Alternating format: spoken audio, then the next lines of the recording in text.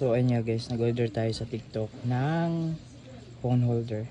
So titingnan natin kung goods ba yung ating na-order na phone holder. Natin. Oh, di ba?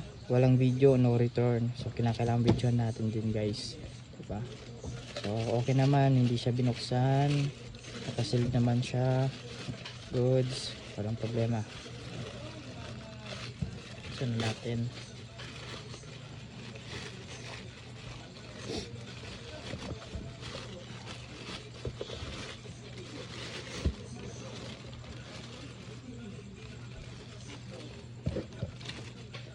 Walang laman.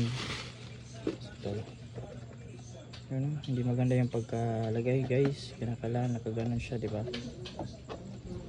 Ganon. So yun. Pero goods lang.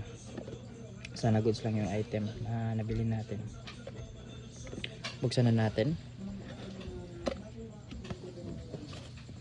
Maganda yung karton niya, makapal.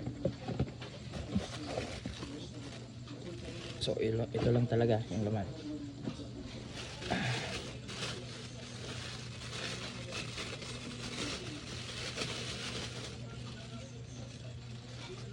So ito siya guys, ito yung nabili natin na phone holder.